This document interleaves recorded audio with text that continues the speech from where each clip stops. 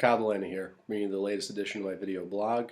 And in this installment, I'm going to talk about my UFC 137 predictions with the updated card on October 29th. That's this Saturday. It's a very exciting card. Even though Condit and GSP are not fighting, there's still a lot of life and signs of life on this card. A lot of fights to look forward to. It's, you know what, even without GSP and Condit, I've been preaching and saying that it's not as strong of a card, and it's not. You can't lose. You lose that fight, and yes, you lose a lot of strength to the card. But there's a lot of fights that are very promising. There's a lot of fighters on this card that are very promising. They're going to make this a very exciting card. It will keep up. I don't know if it's UFC 136 caliber, but it most definitely will give it a run for its money. So, and as always, before I get into anything, thanks to the followers. Love, talking MMA with everybody on Twitter. It's been great. Really proud member of the MMA community. Everybody part of it is very respectful for the most part, and it's an honor. It's a pleasure. And just to shout out the Couch Fighter.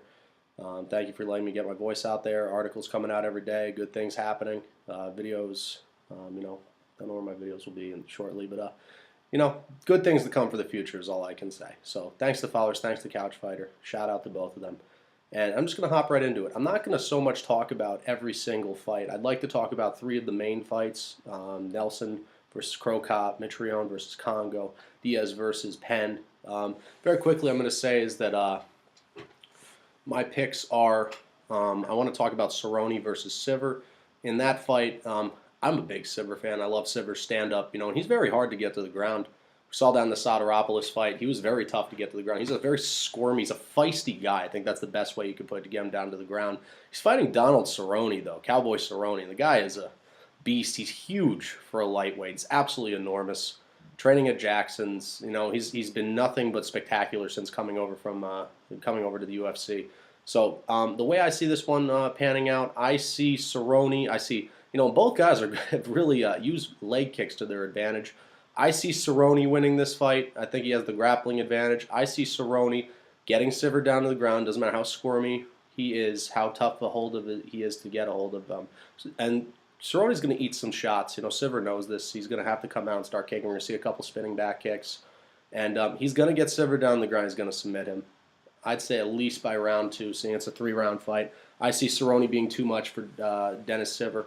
And Cerrone continues to prove a serious point about himself in the lightweight division at 155. So Cerrone wins by submission in the prelims. And this fight can most definitely be on the main card, but it's unfortunate, but that's how things work. In the next fight, onto the main card, I'm going to say Hioki's going to come out. Very impressive fighter. Great submission. And I'd say he's close to an expert. The guy can straight out submit people. He finds weaknesses. He exploits their weaknesses. He is going to win by submission in his fight. I'd say at least by round 1 or round 2. He's going to waste no time, and he's going to win by submission. And I'm going to take, in the next fight, I'm going to take Jorgensen by TKO in the 2nd or 3rd round. I can't put a round on it in this one, but I'm taking Jorgensen. So I'm going to go Cerrone. I'm going to go Hioki. I'm going to go Jorgensen. Now, those are the fights I'm talking about. I'm going to go Hioki by submission, Cerrone by submission, and Jorgensen by TKO. That one could also go the distance, but I have faith that Jorgensen will let his hands fly. He's very, very dynamic striker, very well-balanced striker. His boxing, his wrestling, his Muay Thai. So he's very capable of winning by TKO. So those are those fights. Now I'm going to get into it. First I'll go Roy Nelson and Crow Cop. And first off, I just like to say, this is an exciting fight. These guys are going to stand up. I think, Nelson may be a great grappler, but I think he has, people could say Crow Cop has the stand-up advantage, but Nelson's a very underrated striker. He throws bombs. He can knock people out. He throws haymakers. That's what he does. He's a very underrated striker. And respect to Crow Cop. Crow Cop comes out the other day and says, I will die trying to be the Crow Cop of old, the Pride Crow Cop. Respect to the guy. He's a legend. He's a warrior. Nothing but the utmost respect for him for saying that. And do I think he should have retired? Most likely, with all of his losses. His chin isn't the same. His striking isn't the same. Ever since the Gabriel Gonzaga fight, where he completely destroyed his leg, that was absolutely gruesome to watch. He just hasn't been the same fighter, and he's old. That's, and some people it's time to pull the plug sometimes, and, I'm not bashing Crow Cop. I could go back and watch Pride tapes of him all the time. The guy is a feared striker. He's a respected legend of the sport. great kickboxer, so I'm not bashing Crow Cop. I think he should have retired a little while ago, or if anything after the last fight. But so Nelson has the grappling advantage, and you could say Crow Cop has the stand-up advantage, but I am very confident in this fight that Roy Nelson, and like I said, Mirko Crow Cop's chin is not the same. Brendan Schaub, it was a vicious TK, it was a vicious knockout, but I see the same thing happening with Roy Nelson. Roy Nelson is going to TKO or KO Mirko Crow Cop standing up. And leg kicks will be big, but and Crow Cop may have a stand-up advantage, but nothing beats Roy Nelson's chin. The guy took an absolute beating from Junior Dos Santos. He took a beating from Frank Mir. It was more of a grappling battle, but the guy can't be knocked down. It's happened in his career, but you have to really do absolutely everything imaginable to knock out Roy Nelson. So Roy Nelson wins this one. I'm going to say by TKO in the second or third round. I'll go third round, TKO, Roy Nelson. Beats Mirko Crow Cop. Mirko Crow Cop will most likely retire. Still is a legend, as a respected member. Just a respected fighter. Pride, UFC. The guy's a legend. So respect to Crow Cop, even though he should have retired a little while ago. It's going to be a great fight. Nelson's going to be throwing bombs. Crow Cop's going to be throwing kicks. And that's the thing, is that Mirko has really hesitated to let his strikes go in the past couple of fights. Even against Schaub and some of the other fights, he fails to let it go, let him fly. Let the fists, let the legs fly. He's failed to do that. So I still think I'll take Nelson, third round, TKO in this fight. And it'll be a great fight. So leading into the next fight, I am most excited for this fight, even though I'm a big Diaz fan. Matt Mitrione, probably a dark horse in the heavyweight division, fights feared striker Czech Congo. You have two guys who are going to stand up and bang and go toe-to-toe with each other. I'm saying bang again. I'm not a big fan, but it's a good way to describe it. Mitrione and Congo are going to stand up and they're going to put on a show. This one does not make it out of the second round. I'll go with my original prediction on it when it was first announced, this fight. And there's two things here. Czech Congo, with the loss, we don't know where he stands in the heavyweight division. He's kind of been... He kind of made it to the top in the heavyweight division and was sent right back down by Frank Mir. He's kind of just been floating around the mid-tier. He's a good gatekeeper, but he'll never be a champion. That just flat out. He lacks a true ground game, and he's a great kickboxer. He's a great striker. He's got a lot of power. What he did against Pat Barry was heroic. He did not look good in that fight. We could say it was a great knockout and all that. He's got a great chin, but man, did he take a beating, and he did not look good. His hands were low. He got caught by Pat Barry, who's a great striker. And, that just shows you in MMA, anything's possible. It doesn't matter where the fight is at. Anything can be ended at any time. Pat Barry got too aggressive. He was trying to finish, and Congo knocked him out. So I think if Congo's successful in this fight, it's by his ground and pound. If he could get Mitrione on the ground. Mitrione's still developing a ground game. He is training in BJJ. Wrestling and all that. He's been training in Indy with Chris Lytle and McCorkle. And they're tough, gritty guys. Not so much McCorkle, but Lytle is a freaking tough guy. And not only that, but a role model. But Mitrione stand-up has evolved so much since Tough. That fight that he had with Junk where he was throwing punches that had nothing on them. The guy's chin, you cannot question his chin from the Junk fight one bit. So, I'll say that Mitrione could take the beating in this fight, and Congo's got a good chin as well. Pat Barry fight can tell us that, most definitely.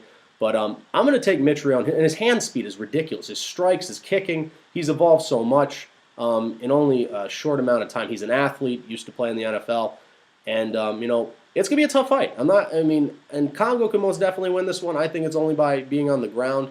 But, if he stays standing, I think Mitrione's going to catch him. Mitrione shoots in and out of the pocket with he has very good footwork for a heavyweight. Maybe not the best endurance. This goes to later rounds. It will be interesting.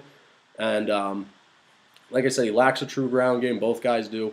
But I see Mitrione winning this one by TKO in the first or second round. I'm going to stick to the original. I'm going to say Mitrione wastes no time. He's going to come out. He's going to jump in the pocket. And his combination punching, the power the man possesses is absurd. Mitrione wins TKO round one against Czech Congo. Going up into the higher part of the heavyweight division and sealing a really good fight, whoever he faces next. Maybe the loser or the winner of the Mir Nogueira fight. Who knows? But that'd be a fight, and I'd also love to see Mitrione fight Brendan Schaub. That'd be a great fight, too. I'd take Mitrione in that fight. But I'm looking forward to this fight. It's going to be fireworks, most definitely. Going into the main event, Nick Diaz versus BJ Penn. I've already done a video on this, but I'm going to do this one kind of in a nutshell, very quick quick addition to this is that, you know what, both guys are going to put on a war. They've trained together before. Nick Diaz respects BJ Penn, and, you know, BJ Penn's a respectful guy too. So it's going to be a great fight. These guys are both great stand-up fighters. They both have great chins, great boxers. BJ Penn has the wrestling advantage in this one, and jiu-jitsu, I'd say it's a draw, most definitely. And one thing I didn't say in my last video that Nick Diaz has the reach advantage, and that could come into play, could be a big factor, but BJ also shoots in and out of the pocket very well. And he's a more dynamic stand-up striker, uses his legs much more than Nick Diaz. Nick Diaz does it more to check his range and let the guy know that he's there, his opponent know that he's there. But, you know, it's going to be interesting to see how these guys stand up and strike with each other. Diaz is the better combination puncher, and BJ Penn has more power. So I'll say grappling, the jiu-jitsu is a draw, the wrestling is BJ Penn. I'd say striking's even, but, you know, I'd say it's even in different ways. I'd say Diaz is the better combo puncher. He's probably the better technical boxer, and that's saying a lot. Is that BJ Penn's a great boxer as well, and he has a lot more power than Nick Diaz. But the one thing is that the question I brought up is Nick Diaz going to trash talk in this fight? And it's an advantage. Nick Diaz puts people out of their comfort zone. His cardio is ridiculous. If this fight went 5 rounds like Cesar Gracie was asking, it would be Nick Diaz most definitely. His cardio is much better than BJ Penn. He does triathlons. The guy's cardio is ridiculous. The pace that he pushes, and the one thing I said is that his cardio and his chin are probably the most. I mean, his chin's well known, but they're probably one of the most unsung parts of his game. He could be a great boxer and a Cesar Gracie black belt, but it's the most unsung part of his game. He's going to push the pace. He's going to eat punches in the process and not get tired. Then he jumps all over you when you've landed your shots, and his chin's eating them. It's almost like he gets tougher the more of the beating that is inflicted on him. And, you know, same thing with BJ Penn, but, you know, he tends to wear out in later rounds. But in a 3-round fight, I don't think this is a big deal, really. So this is going to be an epic battle. It's going to be a war, flat out. It goes to the ground. You know, BJ Penn will be successful if he can control Diaz on the ground. There will be submission attempts all day if this one's on the ground. And the stand-up should be crazy. You know, Diaz is going to throw his jabs, then the combo punches. That's what he does. Checks with jab, jab, jab. He'll throw a kick if he's far away. Then he'll land the combos. He's going to go for the body. He chops you down. You know, Penn goes for the kill, man. You know, Diaz will pick you apart and go for the kill if he gets the chance. But, man, Penn is going for that kill. Look at the Matt Hughes fight. You know, that was over in the blink of an eye. Everybody's like, oh, Matt Hughes is the wrestler. You know, big wrestling advantage. He's going to take him out. BJ Penn proved otherwise. Proved all the doubters otherwise. So Penn goes for the kill. Diaz will pick you apart and eventually go for the kill. But I see this one unfolding. It will not be finished, I don't think. You know, both guys have great chins. But I see in one of the rounds Penn controlling the fight on the ground. I don't think submission's going to happen. Both these guys are great jiu-jitsu practitioners. But I see this one going to decision, and I see, based on strikes landed, Diaz throws more strikes. He's a combination puncher. If we're going to the judges, I say Diaz wins this one. Unanimous decision. Nick Diaz wins unanimous decision. And, you know, his cardio and his pace that he's going to push is going to throw BJ Penn off a little bit. That's not me. You know, I am a Diaz fan. I'm trying to call this one neutral, but I see Nick Diaz being successful in this fight. I see it being a great fight. In the end, what it comes down to is enjoy this fight. I mean, it was a great co-main event in the first place, you know, but now this is definitely main event worthy on any card. So I may be a fan of Nick Diaz, but in the end, I'll pick Diaz to win by decision. In the end, I'm hoping for this just to be a great fight. If Penn wins, it's great. If Diaz wins, it's great. But, you know, you're going to question, though, if Nick Diaz loses, what was the Strikeforce talent that he was fighting? Can he do well in the UFC? I think Diaz is a great fighter, but we're going to have to question it, how this one goes down.